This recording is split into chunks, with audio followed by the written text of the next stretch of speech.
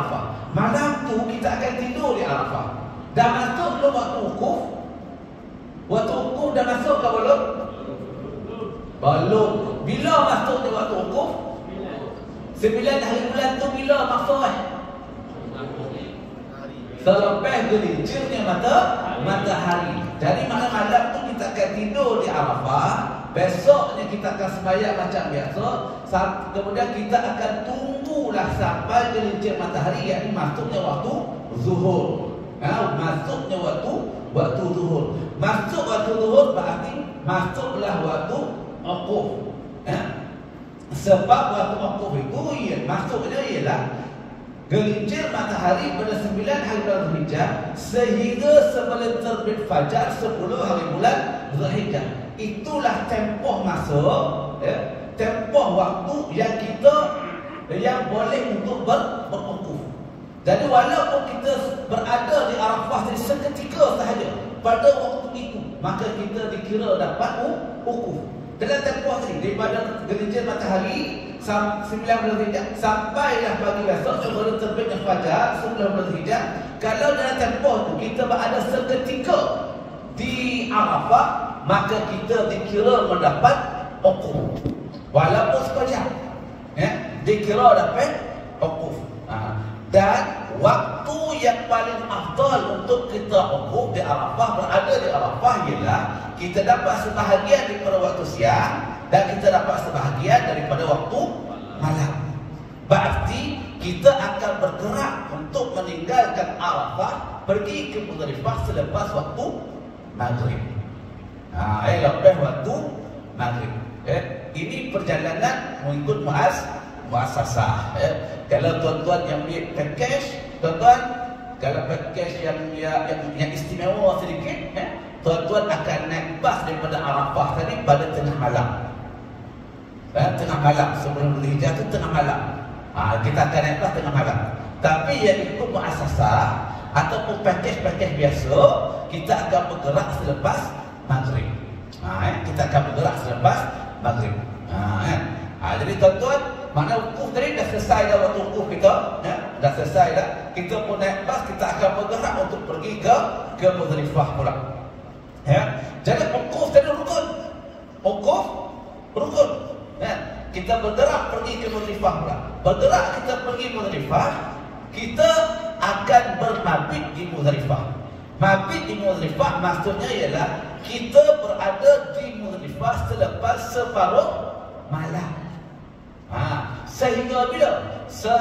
Sehingga sebelum terbitnya fajar 10 hari bulan Zulhijjah. Makna separuh malam, tengah malam tu waktu dia sampai ke sebelum masuk subuh.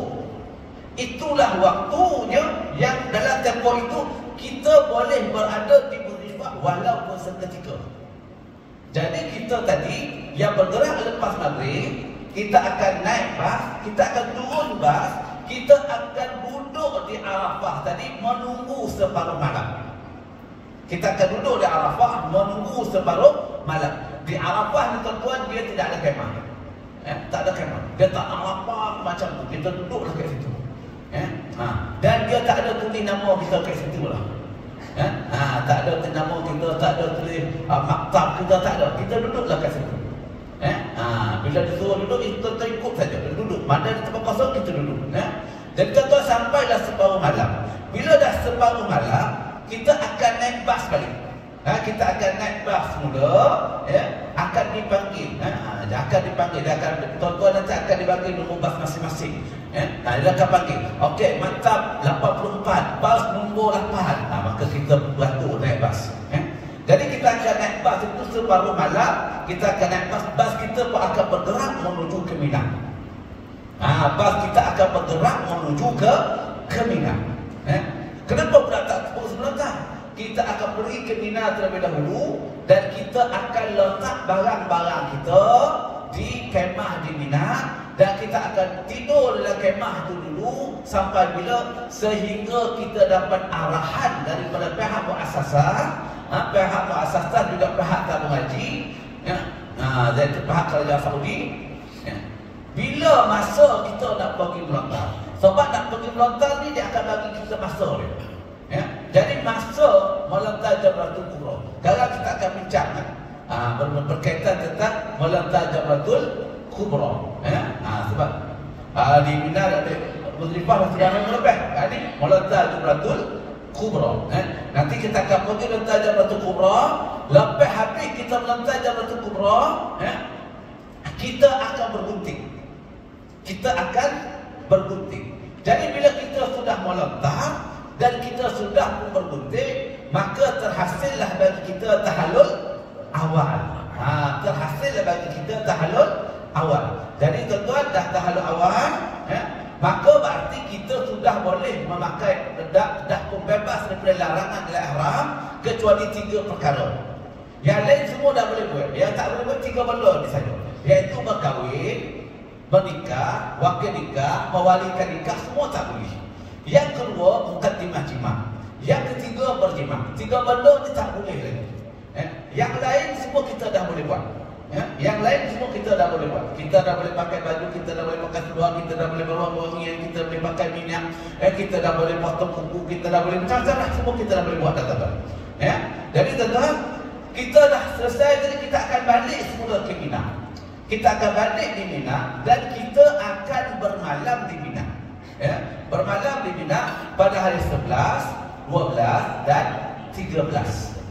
Dan keesokannya, hari ini kita bermalam untuk hari 11, besoknya kita akan melontar untuk hari yang ke-11.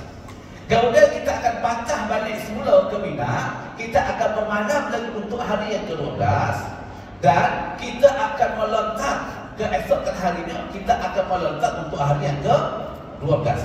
Apabila kita sudah melontar, apabila kita sudah bermalam untuk hari 11 dan 12 dan kita telah melontar untuk hari 11 dan 12 dan lontar ketiga-tiga jamrah 11 12, maka pada ketika itu tuan-tuan kita boleh buat pilihan.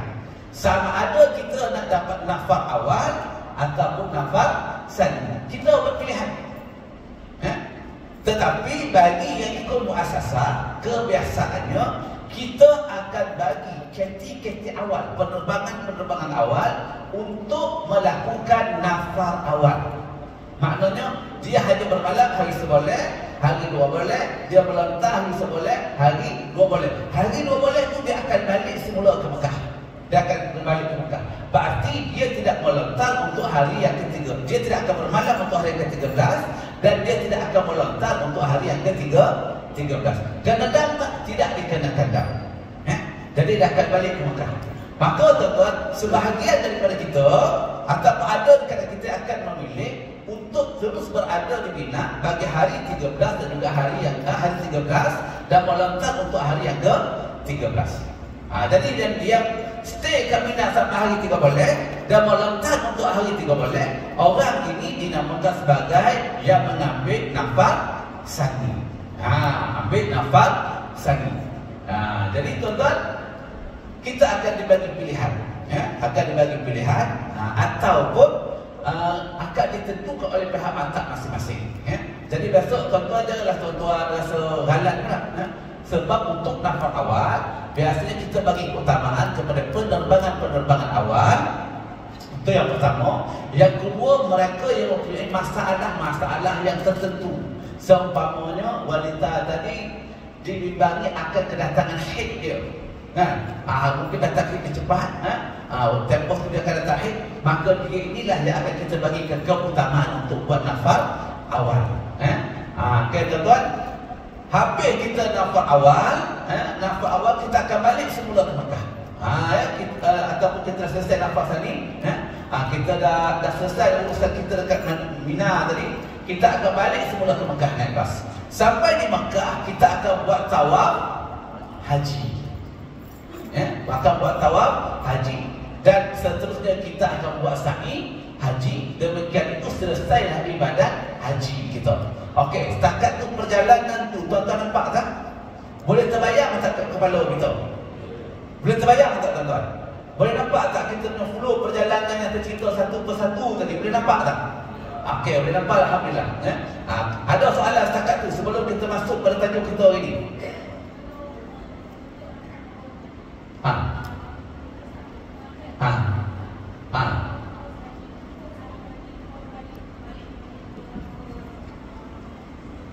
Oh tak. Dia datang nampak awal kau cakap kita belajar ni. Tadi telefon tu sikit dia tak apa. Dia tanya tadi, yang ambil nafas awal tadi kan, dia dah bermalam terus boleh, 2 boleh. Kemudian dia dah melontar untuk hari yang ke-11 dan juga 2 boleh. Kemudian dia balik ke Makkah, dia dah tawaf, dia sa'i. Adakah dia kena kembali semula ke Mina? Dia tak perlu kembali semula ke Mina. Tak payah. Dia tak payah pergi balik ke Mina lah. Sebab dia dah niat nafal, dia dah ambil nafas awal. Sebab nafas awal tu ada dia punya syarat-syarat yang akan kita bincang. Akan kita bincang syarat nafas awal. Baik. Ya. Ada soalan lagi tak nak tanya? Tuan-tuan. Ni topik-topik kita nak melontar ni tuan-tuan. Topik kita akan melontar ni. Okey tuan-tuan. Yang pertama sekali, tadi mana kita nak Tahajud Kubra yang nampak lepas kita bermabit di Muzdalifah, kemudian kita pergi ke Mina, kita letak barang-barang kita semua, kemudian tuan-tuan tunggu arahan daripada pihak muassasah iaitu pihak kerajaan Saudi dan juga pihak tamu haji. Jadi kebiasaannya kita dah dibagikan jadual. Ada jadual untuk pergi melontar Jamratul Kubra. Ada jadual untuk pergi melontar Jamratul Kubra. Jadi kita ikut jadual tadi. Jadi melontar Jamratul Kubra ni pada 10 hari bulan Zulhijjah. 10 hari bulan Zulhijjah. Itulah untuk kita pergi lontar Jamratul. Masuk waktu melontar ialah separuh malam. Separuh malam, selepas separuh malam ataupun selepas tengah malam. Selepas separuh malam tuan-tuan. Dia kata tengah malam dan separuh malam lain. Kita kalau sebab tengah malam kan pukul 2 malam tu kita kata tu setengah malam. Kalau separuh malam, maksudnya ialah kita akan kira jumlah malam tadi dan kita bagi 2. Maka itu dinamakan separuh malam. Dalam bab ini masuk waktu dia selepas separuh malam 10 hari bulan Zulhijjah. Selepas separuh malam 10 hari bulan Zulhijjah sehingga sebelum terbenamnya matahari 13 hari bulan Zulhijjah. Jadi maknanya waktu untuk kita melontar Jamratul Kubra ni tadi, kita boleh melontar mulai masuk dia tengah malam tu sampai bila boleh melontar? Sampai 13 hari bulan. Sampai 13 hari bulan. Makna kalau hari 10 tak dapat melontar, tak apa, kita boleh tangguh untuk hari 11. 11 tak boleh melontar, tangguh hari kedua boleh. 12 tak boleh melontar, tak apa, kita boleh tangguh sampai hari yang ke-13 boleh. Hari 13 tu baru kita boleh melontar Jamratul Kubra. Itu makna dia. Tempoh melontar Jamratul. Makna lontar pada tempoh tu hukumnya sah. Dan tidak dikenakan dam. Dan waktu afdal kita melontar untuk 10 hari bulan Zulhijjah ini, lontar Jamratul Kubra ialah pada waktu duha. Pada waktu duha. Itu waktu afdal untuk kita melontar. Itu waktu afdal waktu melontar. Tuan-tuan, waktu afdal melontar ini pada kebiasaannya tidak dibenarkan oleh kerajaan Saudi. Pihak berkuasa Saudi tidak benarkan, terutama jemaah-jemaah Malaysia serta jemaah-jemaah daripada Asia untuk pergi melontar pada waktu duha, iaitu pada waktu yang paling afdal itu tidak. Sebab apa? Sebab waktu itu di Jamarat keadaannya tersangat crowded, tersangat sesak. Jadi dibimbangi mendatangkan bahaya kepada kita. Dan sebab itu biasanya dia akan bagi kita jadual, dan pada kebiasaannya kita akan pergi melontar pada malam. Duha tak pergi, tengah hari tak pergi, lepas asar tak pergi. Biasanya kita akan bergerak selepas maghrib. Kita akan pergi lontar. Itu kerana tengok jadual masing-masing lah tuan-tuan. Sebab jadual ni biasa dia keluar tak sama.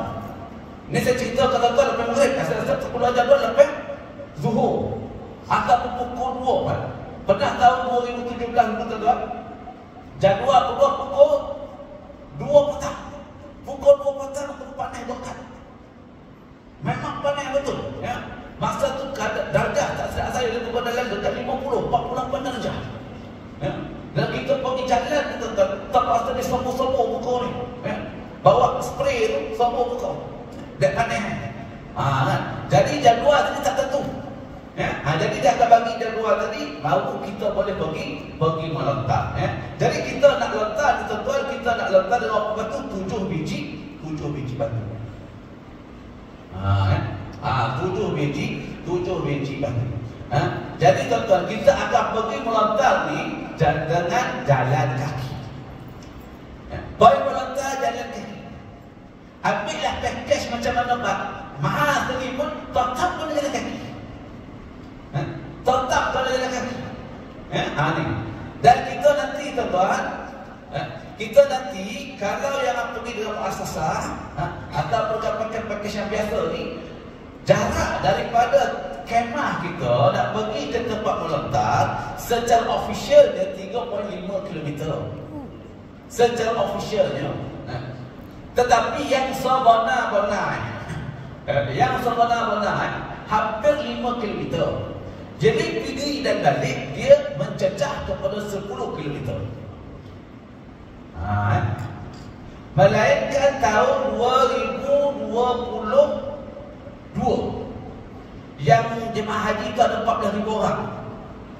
Yang itu tuan-tuan, kita duduk jarak kemah kita dengan Jamarah, jarak dia hampir 7 km. Pergi balik mencecah 15 km. Tu 2022 yang masa zaman Covid. Tahun ni tak tahu jarak dia apa. Tak tahu. Yang tahu hak baru ni, yang saya cerita tu dah 5 km. Pergi 5 balik pun 5. Yang baru ni, yang baru ni. Tu 5. Jadi tuan-tuan betul, wallahu alam tak tahu. Jadi apa pun nak cerita dia tuan-tuan, dia memang kena jalan. Jadi nak tak nak kita kena lah buat exercise sikit. Jadi dah kalau 5 km dah 5 km kan. Pun tak jauh kan. Dan kita jalan nanti tuan-tuan, kita akan jumpa Sarawak. Kita sebenarnya kita akan melalui 2 Sarawak. Kita daripada kemah kita tadi tu, kita akan masuk mula tadi, kita akan masuk Sarawak pertama. Sarawak pertama kita akan masuk keluar. Kemudian dalam 1 km lebih lagi kita akan jumpa lagi 1 Sarawak. Jadi kita akan melalui 2 Sarawak. 2 Sarawak. Berdua tidak masing-masing. Kita akan melalui 2 Sarawak tadi tuan-tuan. Sampai di Sarawak kedua, kita keluar saja Sarawak kedua lebih kurang dalam 50 atau 100 meter, maka kita akan nampaklah Jamarah, kompleks Jamarah. Bila masuk saja kompleks Jamarah, daripada jalan kita, sebab kita ni muasasah kita betul-betul, kita akan automatik duduk tingkat 3. Kita akan naik, kita jalan kita dia akan terus hantar kita ke tingkat 3. Bila kita ikut 2 Sarawak tu, dia akan hantar kita tingkat 3. Melainkan kalau orang lama yang dah biasa pergi haji, dia tahu jalan lama. Sebelum Sarawak tu dia akan ingat sebelah kiri, dia akan kata Sarawak Muassim Alamo dulu tuan-tuan. Ayat tu dia akan sampai ke bawah tingkat 1. Tapi tuan-tuan jangan ambil pasal set jalan. Jadi kita akan ikutlah Sarawak tu tuan-tuan. Sampailah kita dekat Jamarah, dan kita akan jalan tu lebih kurang 200 meter. 200 meter kita jalan, kita akan jumpa dulu ialah Jamratul Sughra. Bila jumpa Jamratul Sughra, jangan lontar lagi sebab kita nak lontar Jamratul Kubra. Jumpa Sughra, biarkan, penuhikan walaupun ke Jamrah. Jalan 200 meter ke depan, kita akan jumpa Jamratul Wusta. Dan lebih kurang 250 meter ke depan, kita akan jumpa Jamratul Kubra. Barulah kita melontar Jamratul Kubra untuk hari yang ke-10 Zulhijjah. Baru kita lontar. Sebab apa tuan-tuan? Sebab memang ada kalangan jemaah kita, hampir tiap tahun juga berlaku. Dia sampai dekat Jamrah tu, dia dah nampak dah Jamrah, dia pun lontar terus. Lontar terus. 7 biji 1, 2, 3, 4, 5, 6, 7. Dia berasa berhati. Balik-balik dekat kemah, dia bercerita dengan kawan, Alhamdulillah hari ni mudah betul lah saya, kata dia kan. Lontar-lontar tak ada orang. Ni awak cerita ramai orang, saya tak ada orang, kenapa tak senang lontar? Rupa-rupa salah lontar Jamrah. Tuan-tuan, itu biasa takut. Jadi janganlah kita cepet benar berbaru dengan diri kita kan. Jadi tuan-tuan, Salah letak jamrah tak sah. Dia mesti letak jamratul kubra. Jadi kita akan letak jamratul kubra. Baik.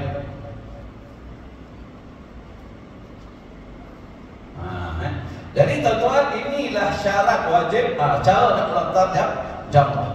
Jamratul kubra ni cara letak, syarat-syarat meletak jamratul kubra. Yang pertama, cara meletak jamratul kubra sudah masuk waktu. Dah masuk waktu. Masuk waktu bila tadi? Separuh malam 10 hari bulan Dzulhijjah. Masuklah waktu untuk kita meletak jamratul kubra. Sebab tu tuan-tuan, nanti tuan-tuan sampai dekat Mina, tuan-tuan sampai dekat Mina, waktu tu dah tengah malam. Jadi kita akan tengok petugas haji, orang-orang tabuh haji, kepala dah botak-botak semua, dah pakai baju seluar dia. Jadi tuan-tuan tolong jangan marah mereka. Sebab dia tak tahu kena marah tuan. Dia tak tahu kena marah. Dia marah, tengok tu orang tabuh haji kita. Lepas hantar kolok dia orang. Dia marah sudah. Kita dibiarkan baik-baik. Dia dah selesai dah kerja.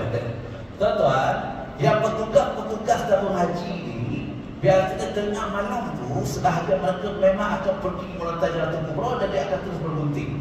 Sebab apa? Sebab dia nak menyantuni kita. Lepas tu sekarang dia akan bawa pula kita pergi ke sana. Dia akan bawa kita pergi ke sana pula. Jadi memang kerja dia tu penat tuan-tuan. Jadi sebab tu dia akan selesai kerja haji dia terlebih dahulu, baru dia akan menyantuni kita. Amal lain kan yang bersama-sama dengan tuan-tuan. Contohnya ustaz-ustaz, dia tak pergi dulu. Ataupun pengurus dia tak pergi dulu. Tetapi petugas-petugas yang lain dia akan pergi dulu. Untuk apa? Tujuan untuk memudahkan pergerakan kita. Jadi bila dah masuk waktu, mereka akan pergi lantar. Tapi kita akan tunggu. Kita akan tunggu sampai bila? Sampai sudah dibagikan kebenaran untuk pergi melontar. Baik, bila kita sampai dekat jamratul kubra, saya dah sebut tadi, kita masuk betul tuan-tuan. Mula-mula sekali kita akan jumpa jamratul sughra. Lepas tu wusta. Lepas tu kubra. Kat kubra tu baru kita letak. Kita letak di kubra. Jadi kita nak letak dengan apa? Yang pertama kita mesti letak dengan batu.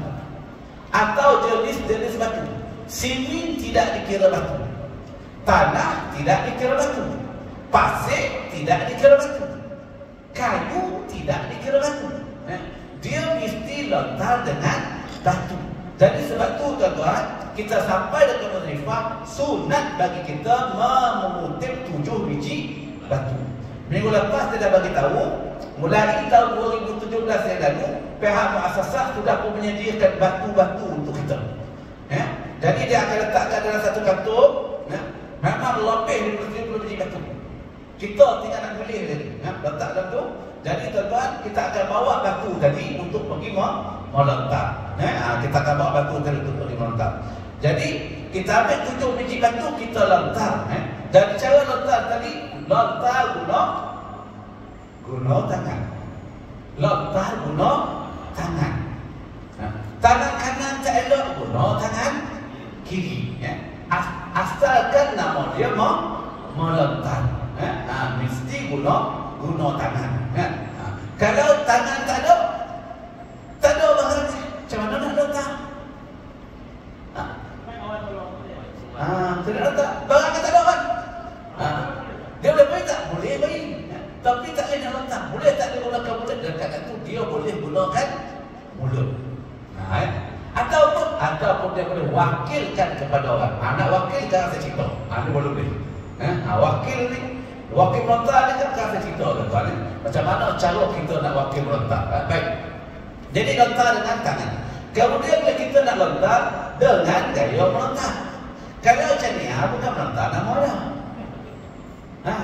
Melontar, gaya melontar, gini cara melontar. Ini gaya melontar. Kalau lelaki gaya melontar, lelaki dia mesti akik lengan dia. Tu Bismillahirrahmanirrahim. Kita lontar. Itu bagi lelaki. Bagi perempuan, tempatkan kita punya lengan kita tu lontar macam ni. Dan tuan-tuan, jamrah tu besar. Besar jamrah ni. Saya ingat daripada sini sampai hujung tu bukan lebih lagi.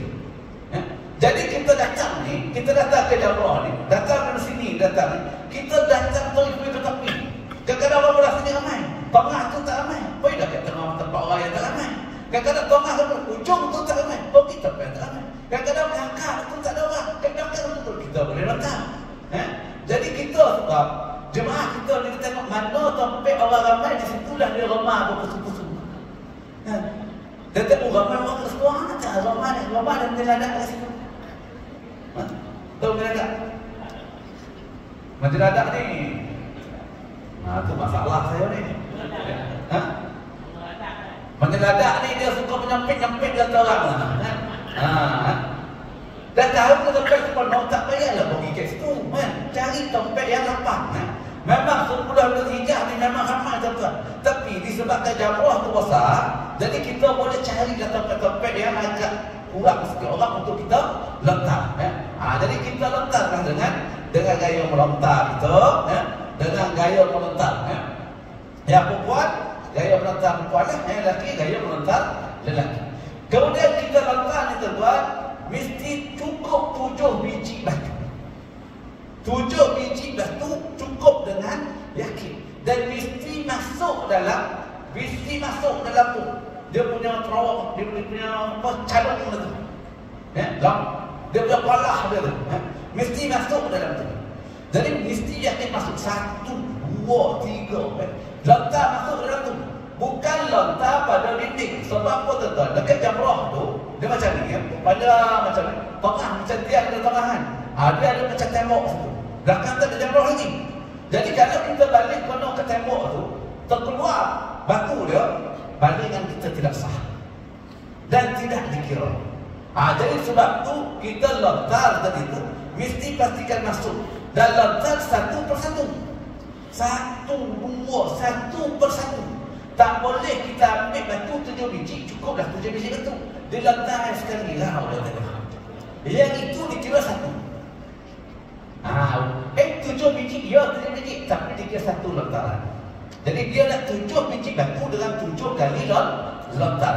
Dan kita mau lontar dengan niat semata-mata mau lontar. Kerana melontar kerana itu perintah Allah. Jadi tak payahlah kita beria-ria mana nak melontar kan. Sejak macam tu, nak menghujam betul-betul tak payah kan. Sebab apa? Yang kita lontar tu, semata-mata lontar. Memanglah kita kata lontar setan, tapi setan tu tak ada kat situ. Setan tu tak ada kat situ.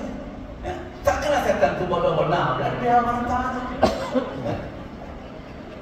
Jadi tak ada, setan tu tak ada. Jadi kita melontar semata-mata melontar. Jadi yang kita niatkan, yang kita nak lontar tu setan yang ada dalam badan kita ni. Yang dalam badan kita, yang suka mengumpet, yang suka berasib, yang suka mengata orang, yang suka mencarut, yang teriak, yang tak kabur, yang tu kita nak lontar. Baik. Okey. Jadi tuan-tuan sekalian, maka itu syarat-syarat melontar. Mesti cukup 7 biji batu, mesti 1 persatu, mesti masuk dalam kalung itu tadi. Okey, setakat tu jelas. Ada soalan setakat tu Pak melontar? Ada? Okey, copet faham. Copet faham, copet ketabi ke cepat balik. Okey, dan tuan-tuan sekalian, kita juga boleh untuk dibenarkan mengambil wakil melontar. Okay. Wakil melontar. Saya cerita dengan wakil melontar. Sebab bila kita ambil wakil, kita kena buat untuk diri kita dahulu, baru kita buat untuk orang lain. Sebagai contoh tuan-tuan, bila kita sampai tak boleh pergi melontar, katakanlah kita sakit. Jadi kita tak boleh, ataupun memang kita tak berteraya nak jalan, lutut kita sakit. Tuan-tuan nak pergi melontar di tempat Jamrah tidak dibenarkan wheelchair. Tak dibenarkan bawa wheelchair. Makna kalau daripada kemah tadi nak bawa kita melontar pakai wheelchair, tidak dibenarkan wheelchair masuk. Di segi undang-undangnya tidak dibenarkan wheelchair masuk. Itu peraturan dia. Tetapi Ada juga orang yang bawa wheelchair lepas masuk. Juga. Jadi bila orang tu lepas masuk, bukan berarti dibenarkan masuk. Dia terlepas masuk. Sebab kadang-kadang jemaah kita tak faham. Ustaz kata tak boleh masuk. Orang tak boleh masuk. Bahawa ustaz ni dah ustaz bahawa. Tuan-tuan, di segi peraturannya tak boleh. Di segi peraturannya tak boleh. Macam tuan-tuan biasa buat lah. Di segi peraturan jalan raya, lampu merah tak boleh langgar. Lampu merah tak boleh langgar. Itu peraturannya. Tetapi bila orang tak ada, kita selama duduk langgar lampu merah tu. Adakah dibenarkan melanggar waktu merah? Lampu merah tu? Tak benarkan juga. Tetap dia merupakan satu peraturan. Macam tu juga ke Saudi. Macam tu juga di Saudi ni tuan-tuan. Jadi secara peraturannya, undang-undang Saudi tidak dibenarkan bawa kerusi roda wheelchair ke tempat melontar tu tadi. Jadi bila kita tak boleh, maka tuan-tuan kita boleh wakilkan. Kita boleh wakilkan kepada kawan kita, ataupun kepada suami kita, ataupun kepada isteri kita. Sebagai contoh tuan-tuan, katakanlah suami dia sakit, tak boleh nak pergi. Tak boleh nak pergi. Jadi dia boleh wakil. Cuma sebelum kita nak wakil, kita kena dapat pengesahan terlebih dahulu. Nanti ada borang wakil, dan kita ambil borang tu di kitab haji, di tengah kitab haji. Kita kena dapat pengesahan. Yang pertama sekali kita akan disahkan oleh doktor. Jumpa doktor dulu. Kita ada kemah kesihatan tadi. Kita akan jumpa doktor dulu. Bila doktor tadi dah sahkan, baru datang jumpa ustaz. Ustaz sahkan pula. Barulah kita boleh mewakilkan kepada isteri kita. Jadi tuan-tuan, nak wakilkan kepada isteri kita ada syaratnya. Yang pertama syaratnya mesti dah masuk waktu.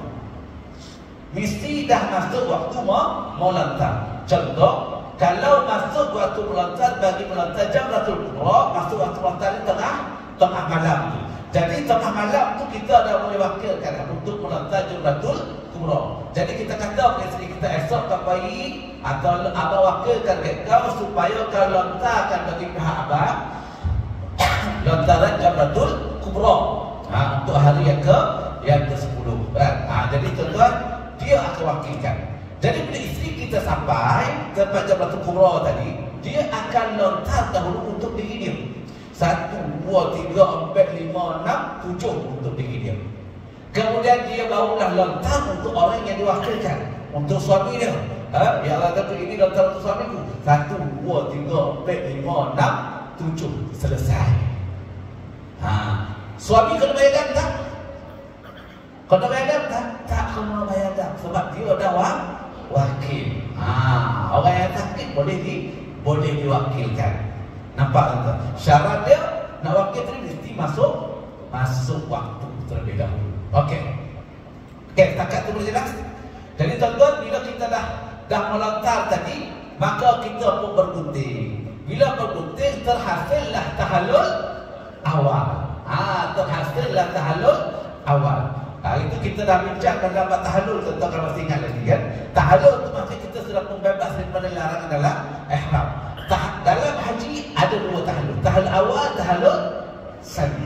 Tetapi dalam umrah satu tahallul sahaja. Selesai tawaf dan sa'i, kemudian dia bergunting, maka selesai dan maka terhasillah tahallul bagi ibadah umrah. Haji ada 2 tahallul. Tahallul awal, tahallul sani. Tahallul awal dia bebas dari semua larangan dan ihram kecuali 3 perkara yang saya sebutkan tadi. Macam mana boleh berlaku tahallul awal? Saya nak tanya balik yang kita bincang. Ingat tak? Macam mana ada tahallul awal tu? Salah agak lah, mesti lupa. Tahallul awal maksudnya dia sudah mengerjakan 2 daripada 3 perkara. Dia melakukan 2 daripada 3 perkara, iaitu melontar Jamratul Kubra, bergunting, tawaf dan sa'i. Baik, kita tadi lontar Jamratul Kubra, kemudian kita bergunting. Jadi tahallul awal kita dapat di mana? Di Mina. Tahallul awal kita di Mina. Sebab kita lontar Jamratul Kubra dan kita pun bergunting. Terhasil tahallul awal kita di Mina. Dan tahallul awal juga boleh berlaku kalau dia tak pergi melontar dulu pun, dia tak dilontar. dia pergi ke Mekah. Pergi ke Mekah dulu. Dia pergi buat tawaf dulu, kemudian dia sa'i, kemudian dia bergunting. Maka terhasil tahalul awalnya di Mekah. Jadi dia tak buat apa lagi tu? Dia tak buat melontar Jumratul Kubra. Macam mana tu Ustaz? Tak apa, yang baru datang hari ni, kita ceritakan sikit dia punya situasi dia macam mana. Sebab dalam perjalanan tadi, yang ini kebiasaannya berlaku kepada jemaah yang mengikuti package. Yang mana jemaah package daripada Arafah tadi, dia akan bergerak naik bas tengah malam. Dia akan bergerak naik bas tengah malam. Kemudian dia akan bergerak terus pergi ke Muzdalifah. Sampai di Muzdalifah, mereka tak turun sebab waktu itu dah tengah malam. Jadi bermabit di Muzdalifah walaupun seketika. Berarti waktu dia sampai ke Muzdalifah sudah separuh daripada malam. Jadi dia melalui sahaja sudah dikira dia berada di Muzdalifah dan dia bermabit di Muzdalifah. Jadi dia akan melalui Muzdalifah dengan bas terus balik ke Mekah. Sampai di Mekah, dia pun tawaf dan sa'i. Kemudian dia pun bergunting. Maka terhasil tahalul awalnya di Mekah. Terhasil tahalul awal di Mekah.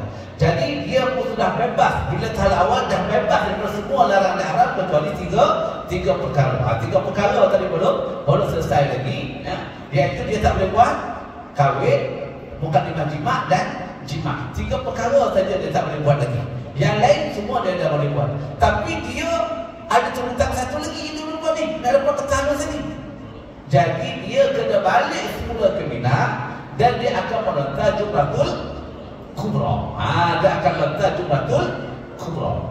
Yang kita tadi ni, yang kita jemaah biasa ni, kita tidak lontar Jumratul Kubra dan kita bergunting. Maka kita terhasil tahalul awal kita di Mina tadi. Jadi kita nak dapatkan tahalul sani, kita kena tawaf dan sa'i haji di Mekah. Jadi sebab itu tuan-tuan, yang itu kita simpan dulu. Sebab apa? Kita akan stay di sini untuk kita bermalam, untuk kita bermabit di Mina pada sedang 12 dan 13, dan kita akan melontar ke tiga jamrah. Persoalannya, boleh tak kalau lepas kita lontar Jumratul Kubra, kita bergunting, lepas itu kita terus pergi ke Mekah, boleh tak? Boleh, tetapi itu urusan sendiri. Urusan sendiri, tidak diuruskan oleh pihak tabung haji. Sebagai contoh, katakan tuan-tuan dah lontar Jumratul Kubra, tuan-tuan dah gunting, maknanya kita dah bebas, dah dapat tahalul awal. Jadi kita nak compek nak tahalul sani ni, kita nak cepat kita nak sani, maka tuan-tuan kita boleh pergi sendiri. Yang tabung haji uruskan, iaitu pada hari yang ke-13 nanti kita pergi ke Mekah. Kadang-kadang ada orang dia nak cepat kan. Kalau nak cepat, dia kena pergi sendiri lah. Dan pergi sendiri macam mana Ustaz? Nak pergi sendiri, lepas kita lontar Jumratul Kubra, kita bergunting, kemudian kita turun ke bawah ketika satu, kita akan berjalan menuju ke Adiliyah. Sampai di Adiliyah, tuan-tuan boleh tahan van, tahan taksi ataupun bas, bawa pergi ke Mekah. Cuma harganya harga Israel. Harganya harga Israel. Biasa kalau nak naik taksi daripada Adiliyah dan pergi Mekah tu ada RM50 kan, satu taksi kan. Tapi hari itu biasa dia minta RM40, RM40. Kira nasib dah kan. Ada orang dapat RM50 seorang, kira kan. Alhamdulillah. Kira nasib kita lah. Tetapi biasa memang harga dia memang habis sahaja tuan-tuan. Baik. Okey, kita berhenti setakat tu. Setakat tu boleh tuan-tuan. Okey. Jadi tahallul awal terhasil dengan cara tadi. Kemudian tidak lagi tahallul sani. Jadi kalau kita tadi melontar Jumratul Kubra, kita dah bergunting, berarti terhasil tahallul awal. Tinggal lagi tawaf dan sa'i saja kita tak buat lagi. Jadi tuan-tuan, untuk tawaf dan sa'i ini, tabung haji yang mengaturkan kita selepas kita bermabit dan juga melontar Jumratul ketiga-tiga jamrah. Okey, baik.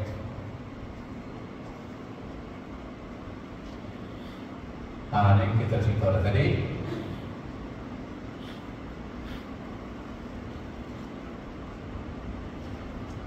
Kita pergi bermabit di Mina pula tuan. Kita pergi bermabit di Mina. Kan? Jadi sekarang ni tuan, kita dah pakai baju besok. Jadi kat Mina tu kita nak bermabit di Mina untuk malam yang pertama. Untuk malam yang pertama. Jadi bermabit di Mina, bermabit di Mina bermaksud berada di bumi Mina pada malam hari tasyrik dalam tempoh lebih separuh malam.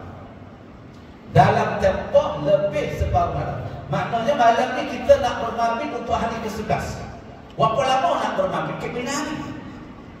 Berapa lama nak bermabit di Mina? Iaitu dah separuh malam.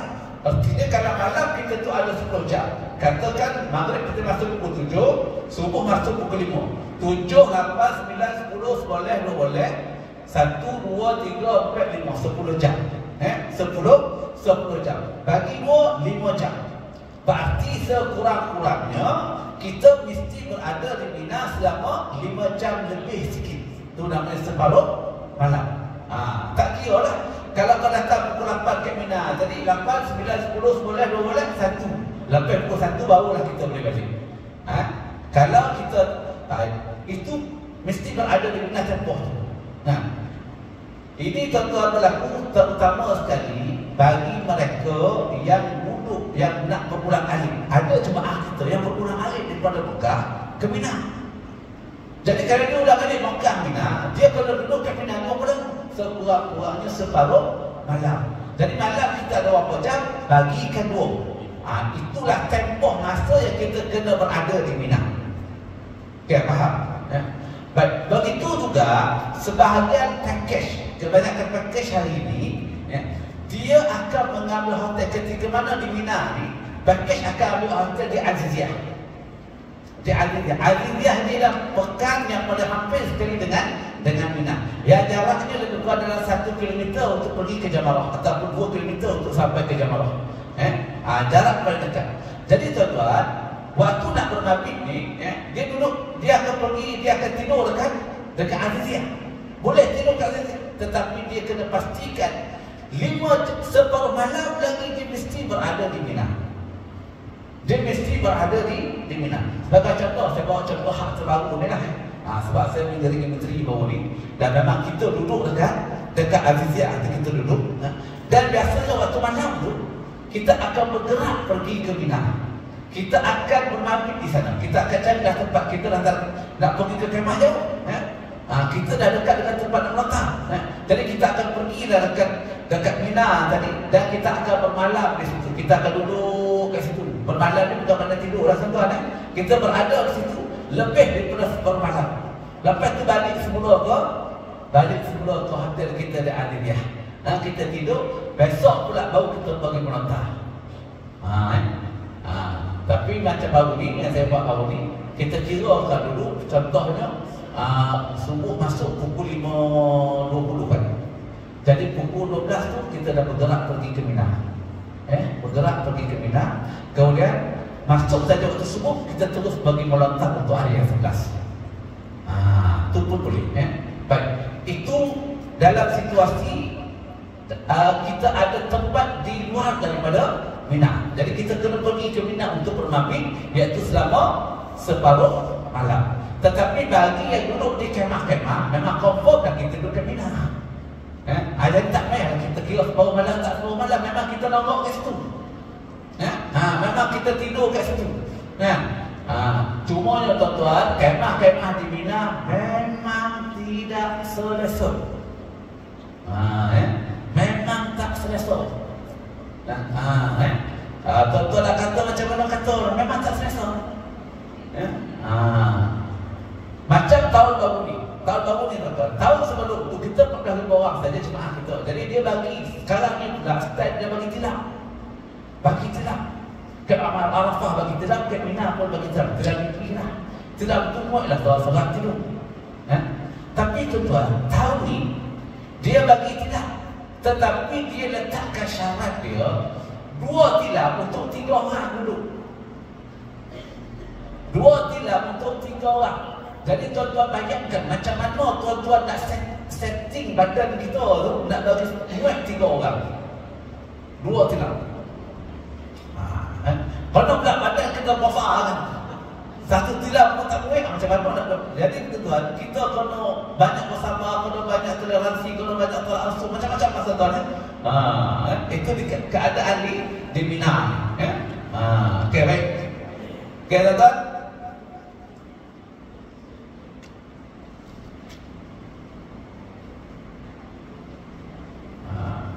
Dia dugaan memang betul dah. Di Mina ni memang banyak dugaan tuan. Muzdalifah, Mina ni memang tempat yang paling banyak, yang paling crowded, yang paling kita perlu tenang hati pun tengah mangkak, tengah marah, itulah waktu dia.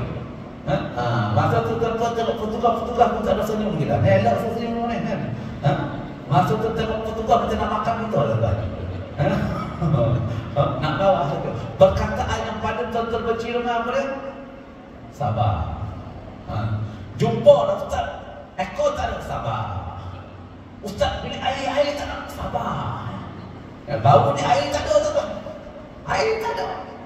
Awak nak main air tak ada. Ustaz air tak ada sabar. Sabar apa nak sembahyang? Kita dah buat apa tuan, tak boleh buat apa jadi ini tadi keadaan kita punya nak bagi gambaran sikit-sikit kat tuan-tuan, betul-betul bersedia. Jangan kita terkejut besok sampai kat sana kan. Waktu Arafah, waktu Mina, walaupun tuan-tuan ambil pakej nahan dah baik kan. Dia sudah haji kerja susah tuan-tuan. Kerja yang menyusahkan kan. Jadi itulah keadaan dia. Cuma pakej ni tadi duduk ke hotel dia okey lah, masa masjid tu tak. Tapi dalam kerja haji sama je dalam masa salah.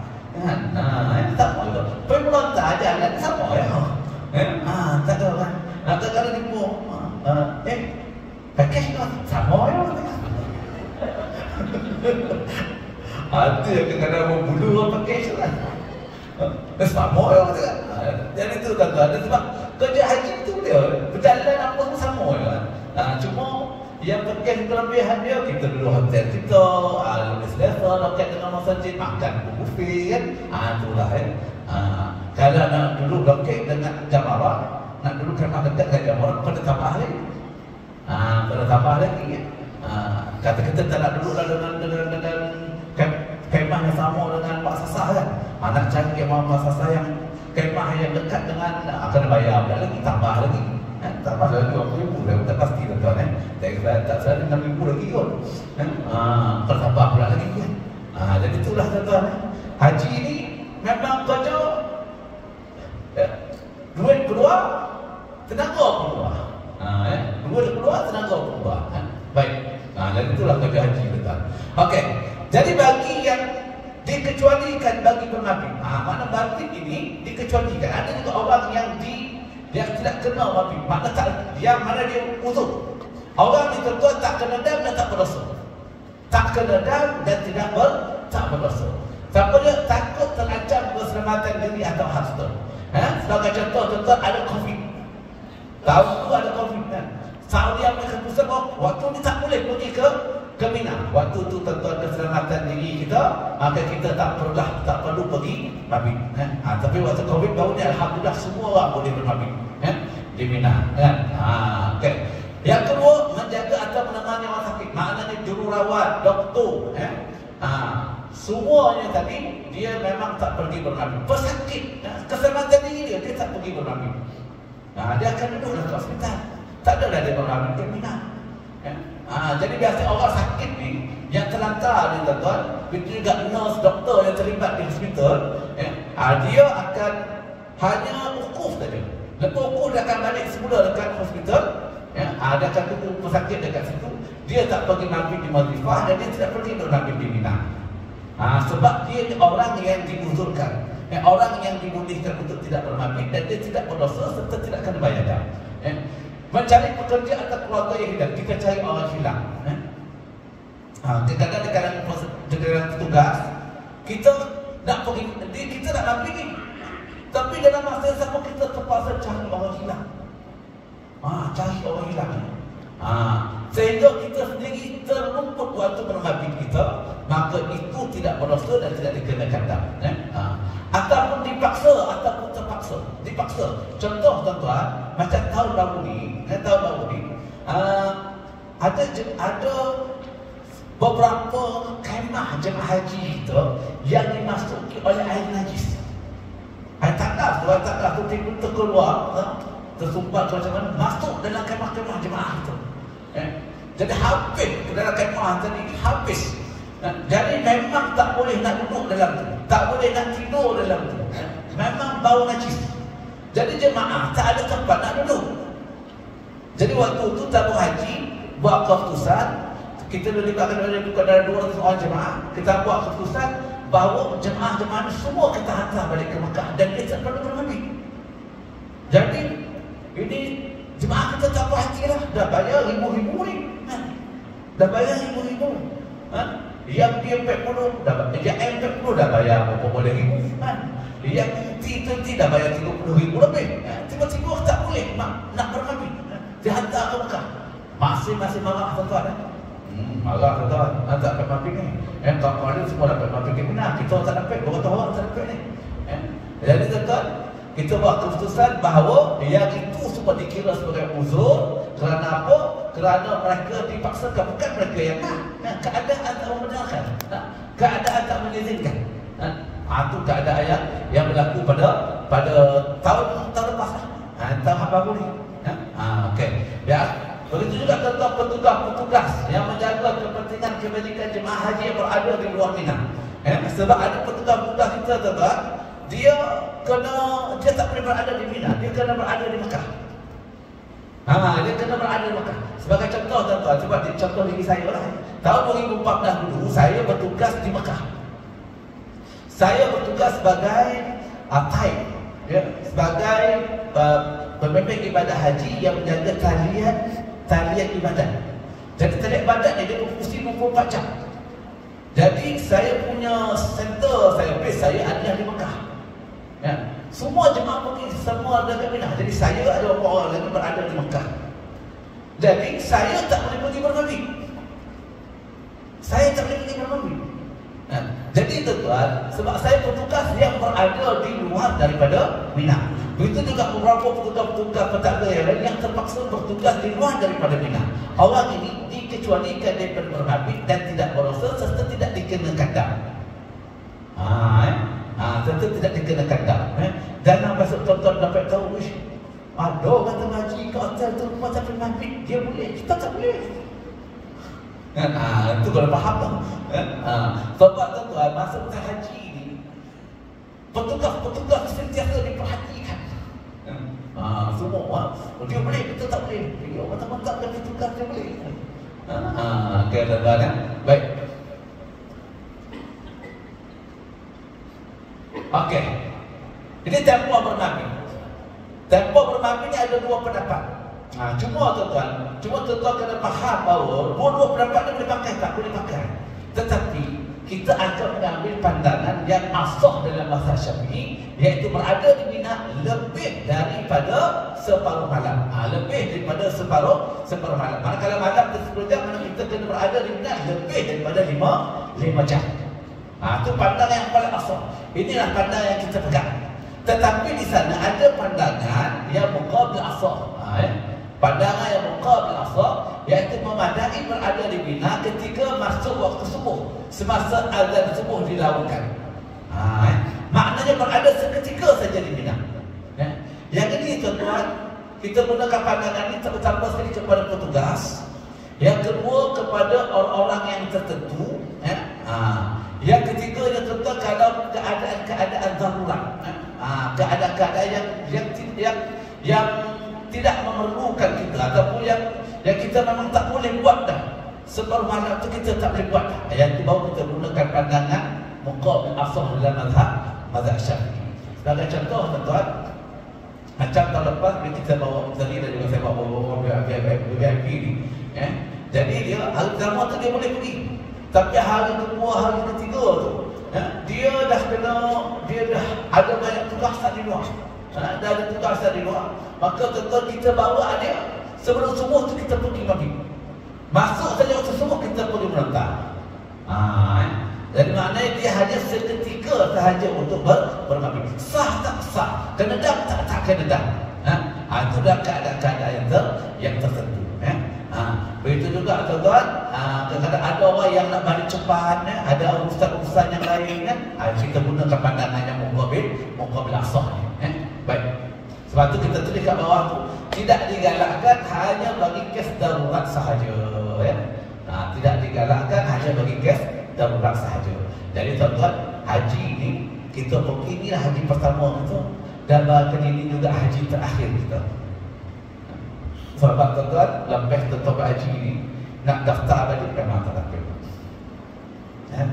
Jadi kalau haji ni lah haji pertama kita dah terakhir. Jadi kita buatlah sehabis baik yang mungkin. Sehabis baik yang mungkin.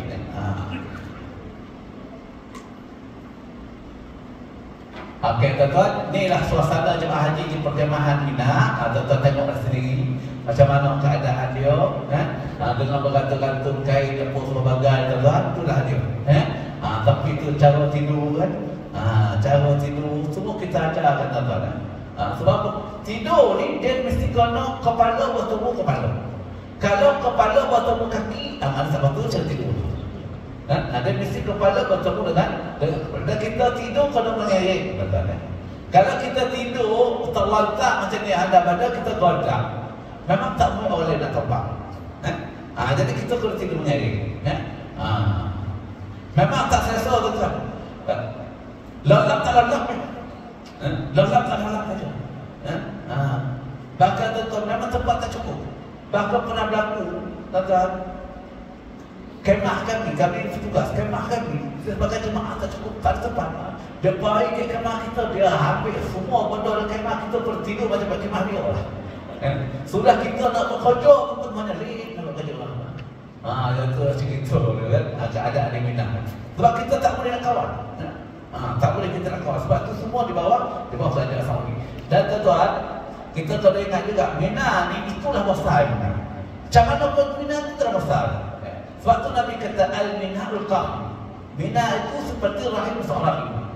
Macam Mina itulah besar, tetapi dia tetap kuat. Tetap kuat. Macam mana pun tetap kuat. Kalau tak boleh buat, itu masalah hati kita. Sebab tu dia kata seperti rahim ibu. Rahim ibu itu besar satu kan. Tapi dan rahim ibu itu seorang muat, dua orang muat, tiga orang muat, sampai 9 orang kuat. Tapi besar rahim itu satu kan. Macam itulah Mina. Nabi sebut kita gambaran kepada Mina. Ini tuan-tuan, ini yang tuan-tuan tengok ni bahagian depan kemah kita. Ini dalam kemah. Ini dua kemah ni. Ini dekat jalan raya ni tuan-tuan. Itu masuk dalam dua tu yang beramai orang itu ke jalan raya.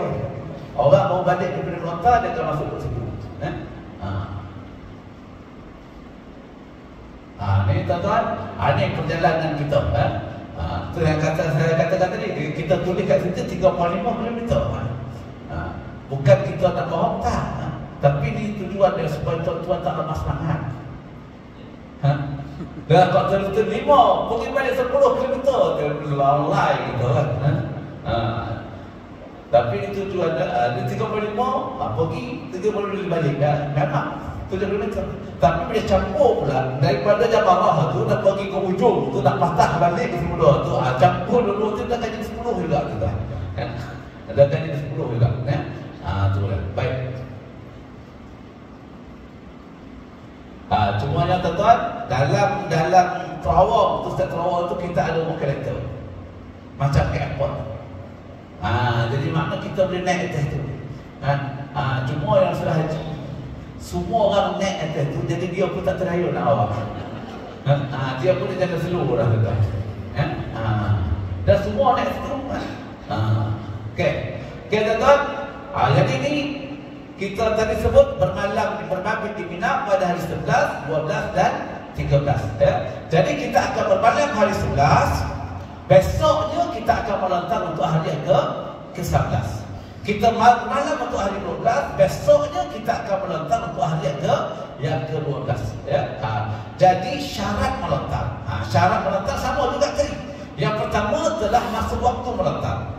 Telah masuk waktu melontar. Masuk waktu melontar jamrah, ketiga-tiga jamrah pada hari 11, 12 dan 13. Bila masuk waktu dia?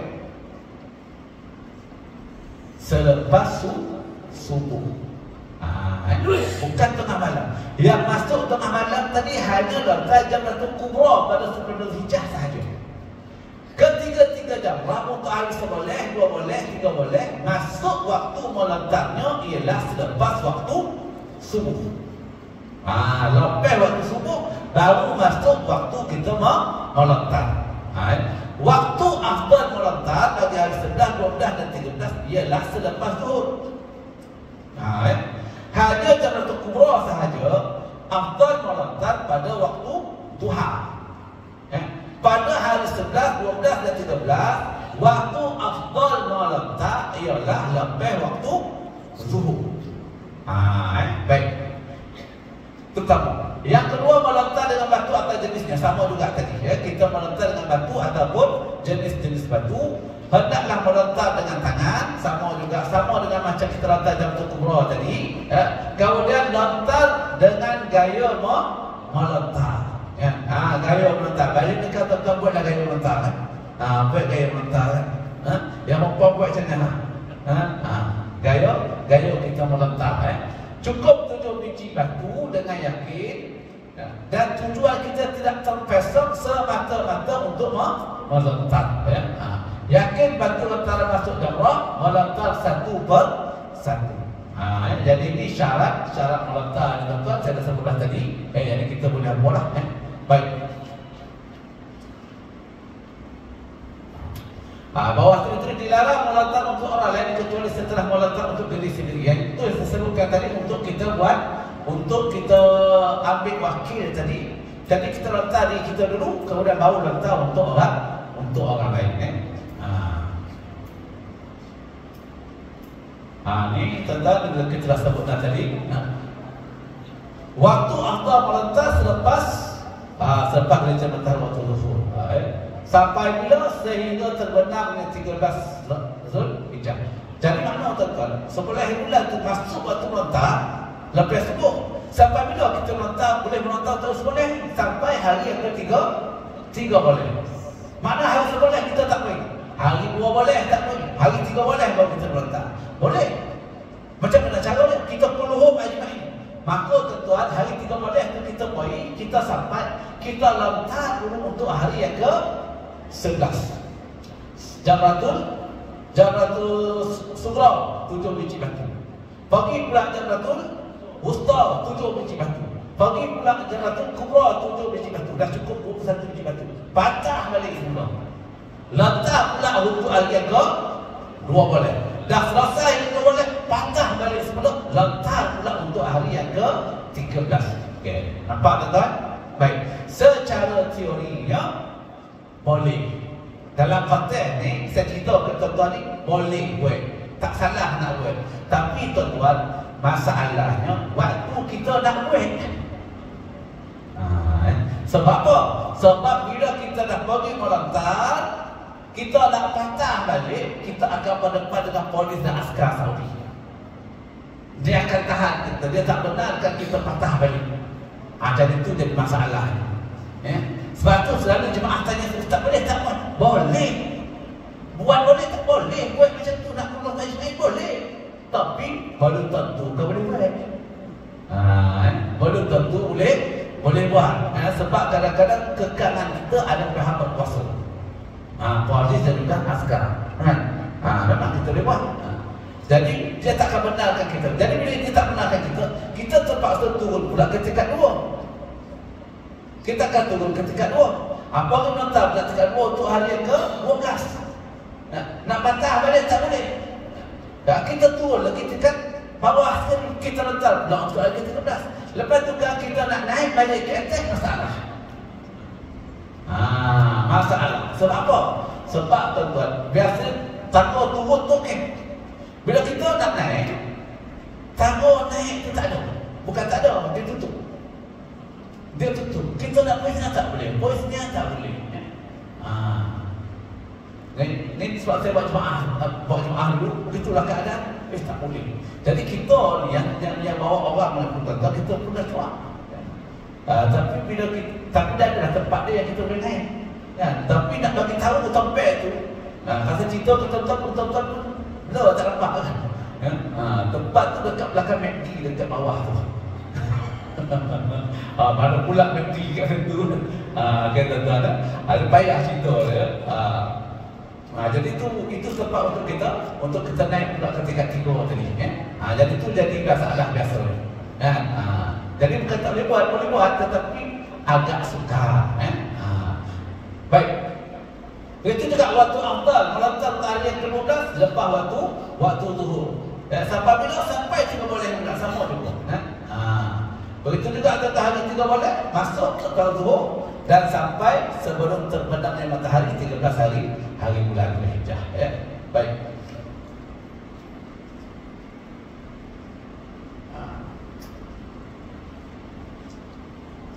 Jadi ini tentang hari tasyrik pertama kita akan letak Jamratul Sughra, Jamratul Wusta dan Jamratul Kubra. Yang saya cerita tadi kita bermalam hari 11, besoknya masuk waktu kita akan letak untuk hari 11. Jamratul Sughra, Wusta dan Kubra, 21 biji kaki.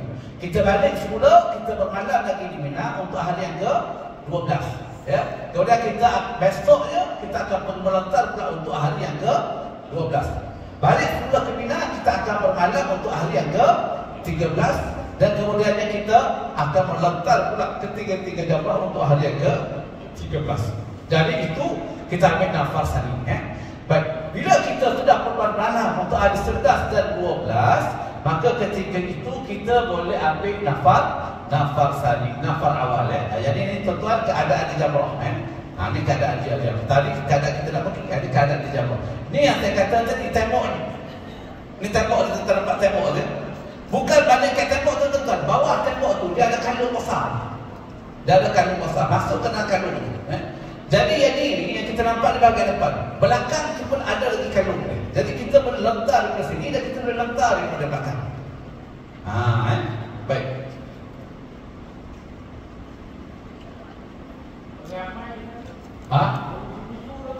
Memang berpusu ramai, tapi ada dia tak nampak kat situ, dia lepas lentar 7 dia keluar. Lentar 7 dia keluar kan. Jadi kita sabarlah, tunggu. Tapi biasanya tuan-tuan, yang ini kita dapat amal, kita pergi ke dia orang keluar, kita boleh masuk. Dia tak macam kalau tuan-tuan yang pernah pergi tahun 2000, tahun 90-an, awal tahun 2000, ada tak pernah pergi? Yang tak pernah pergi tahun 2000, awal 2000 ada tak? Tak ada kan? Kalau tahun tu pergi tuan-tuan, nak pergi letak jamrah ni memang nak pergi berjihad. Memang nak pergi perang. Memang sebab apa?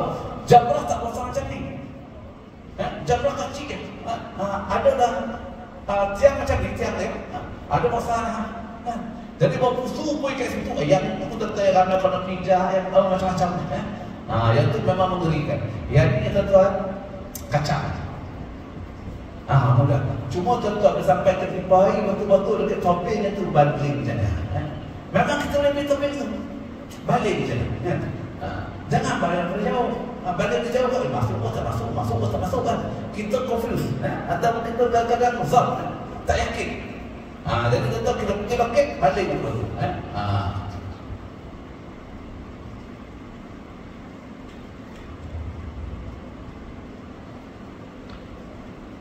Okey, tuan.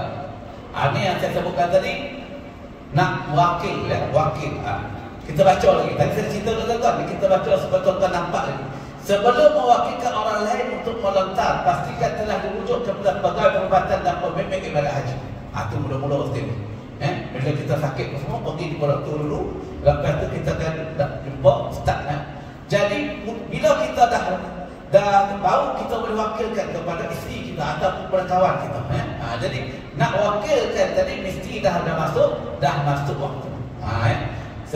Sebaiknya diwakilkan lontaran apabila masuk waktu melontar pada hari tersebut. Masuk waktu melontar bila?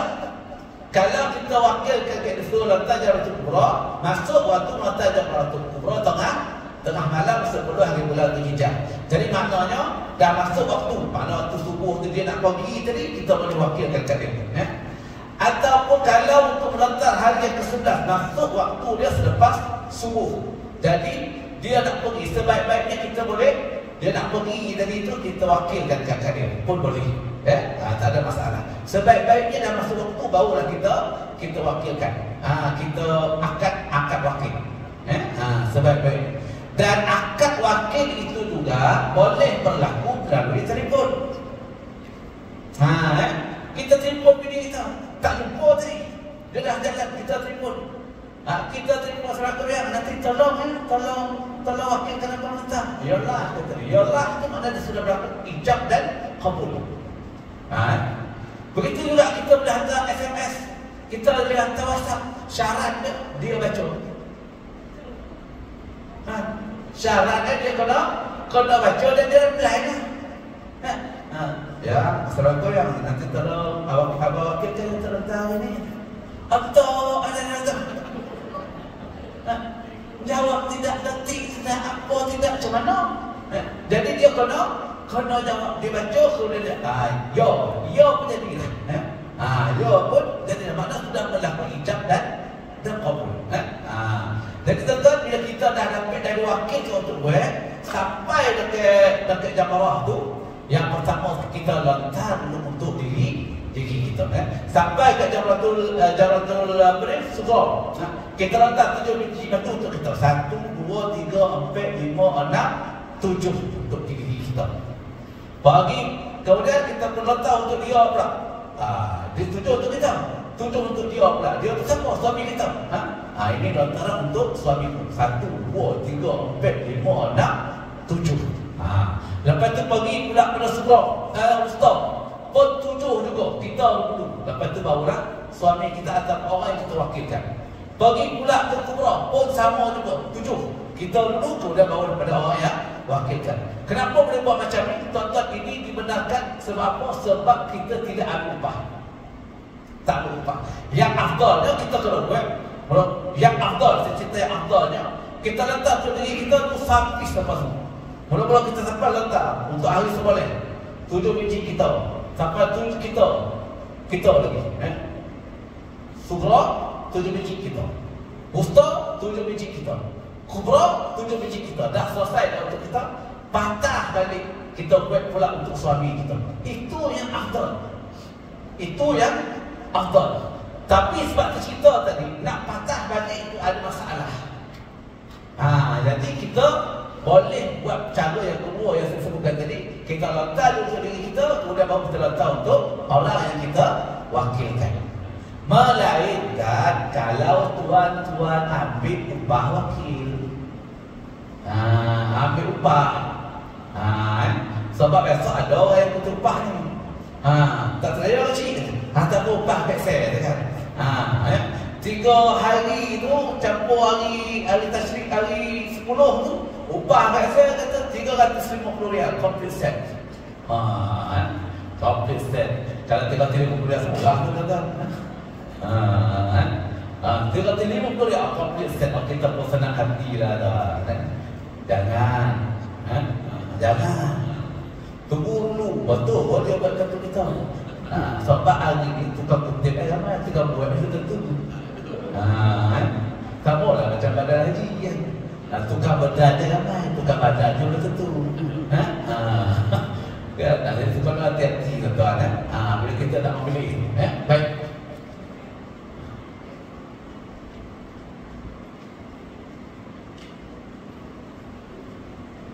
Okey. Jadi tuan-tuan, kita pergi nafkah awal. Saya cerita balik, saya kena tarik sikit ke belakang supaya tuan-tuan nampak sikit nafkah awal macam mana kita nak buat. Jadi bila kita dah melontar hari 11, hari 12, bila kita sudah bermalam hari 11, hari 12 dan kita sudah melontar hari 11 dan 12, waktu itu kita boleh ambil nafkah awal. Sekiranya kita nak, ataupun sekiranya kita diarahkan oleh pihak tabung haji untuk ambil nafkah awal. Jadi tuan-tuan, syarat nafkah awal tu ada syarat dia. Ada syarat dia. Yang pertama, telah sempurna bermalam, iaitu bermabit di Mina pada hari 11 dan 12 Zulhijjah. Sudah pun bermalam di bermabit 11 dan juga 12. Itu satu. Yang kedua, dia sudah melontar ke 3 jamrah untuk hari 11 dan 12. Dia dah letak Jamratul Sughra, Jamratul Wusta, Jamratul Kubra untuk hari seboleh dan dua boleh. Yang ketiga, syarat yang ketiga, berniat untuk melakukan nafar awal di Mina. Berniat untuk melakukan nafar awal di Mina. Jadi tuan-tuan, bagi tuan-tuan yang ikut muasasah ataupun yang ikut program yang disediakan oleh pihak atau agensi kita, ya, jadi kita akan balik lepas kita hari yang ke-10 tu, hari yang ke-12 tu, lepas selesai kita letak ketika jamrah, kita akan balik sebagai kemah kita. Di kemah kita tu kita boleh berniat nafar awal. Sebab syarat nak berniat nafar awal mesti berniat di Mina. Ya, mesti berniat di Mina. Kalau dah keluar Mina dia berniat, maka nafar awalnya itu tak jadi. Ya. Tetapi sekiranya tuan-tuan nak buat nafar awal sendiri, makna kita tak tunggu pihak majlis uruskan, kita tak tunggu pihak muasasah uruskan, kita nak buat sendiri. Ya. Maknanya pada hari yang ke-12 kita nak pergi melontar, kita dah bawa beg-beg kita lah. Dah bawa beg-beg kita semua, kita tarik beg kita sampai ke jamrah, kita lontar ketiga-tiga jamrah. Sampai Jamratul Kubra, kita lontar Jamratul Kubra tadi. Tuan-tuan, waktu nak niat nafar awal, kita kena berundur sedikit menuju ke Jamratul Wusta untuk berniat nafar awal.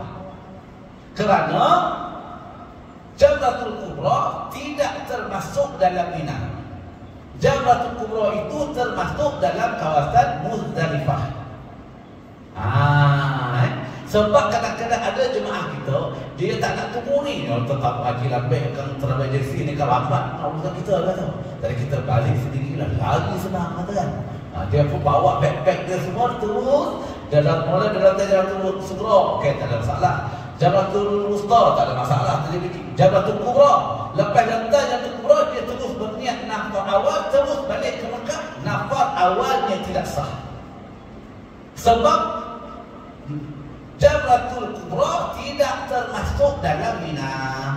Jadi dia kena patah balik menuju ke Jamratul Wusta untuk berniat nafar awal. Ya Allah, tentu aku saja aku niat nafar awal kerana Allah Ta'ala. Jangan. Itu yang nak buat sendiri. Tapi yang tuan-tuan sudah pun diprogramkan, yang ada bas disediakan ke Mina, tak perlu risau. Sebab kita nanti akan balik semua ke kemah kita ke Mina. Dan kita naik bas, memang kita dah nombor ke Mina. Kita terus berniat nafar awal. Niat ke dalam hati, tuan-tuan. Tak payah kita buat nama itu, tak payah, tuan-tuan. Sebab memang kita tak tahu macam tu. Jadi saya kadang-kadang tu kita puas cakap tak payah dalam hati. Ajarlah Ustaz macam mana niat. Ajarlah Ustaz macam mana. Niatlah kau nafar awal nanti yang ke Mina. Saja aku nak awal tak boleh. Sebab niat tu letak dalam hati. Pada kita dah niat nak meninggal ke Mina tu, itu maksudnya kita dah ada niat tu kan. Baik. Ya. Tak boleh. Jadi kalau waktu Wusta tu kalau kan niat, kau tak selesai lagi letak. Kubra dah boleh. Ada syaratnya mesti dah selesai. Bagus soalan tu, baru besto apa tu. Terutama budak-budak muda, ada orang yang muda-muda sikit ni yang main video ni kata-kata, dia fikir, tak boleh siapa lah, kita sampai sini lah. Dia tak tahu, tak selesai lagi. Kubra tu tak selesai lagi. Dia syarat dia mesti, kan tak mesti bermalam, seboleh dua boleh. Kemudian mesti melontar ketiga-tiga jamrah. Seboleh dan selesai lontar tiga-tiga jamrah. Jadi kalau kita bagi yang kedua boleh, kita baru lantar sampai Wusta, selesai Wusta kita niat untuk nafar awal, tak jadi. Sebab satu lagi jamrah kita tak lantar. Jadi mesti selesaikan lantar tiga-tiga jamrah ni, baru kita boleh niat nafar awal. Baik. Okey. Kemudian dia mesti keluar daripada Mina. Dia mesti keluar daripada Mina sebelum terbenam matahari 12 bulan Dzulhijjah. Dia mesti keluar daripada Mina sebelum terbenam matahari 12 bulan Dzulhijjah. Dan yang akhir sekali, dia hendaklah berniat tidak akan kembali semula ke Mina. Berazam tidak akan kembali semula ke Mina. Itu dia. Jadi 5 syarat dia cukup, barulah dia mendapat nafas awal. Kalau syarat ini tidak cukup, contoh dia keluar ke Mina, dia keluar dari Mina, waktu dah masuk maghrib 12 hari bulan, wajib ke atasnya untuk stay lagi 1 malam di Mina. Untuk stay lagi 1 malam di Mina. Itu dia. Ya. Baik. Setakat tu tuan-tuan, ada soalan nak tanya? Itu nafas awal. Ya. Mana orang nafas awal ni dia duduk ya. Ada. Apa dia? 11 darjah. 13 darjah.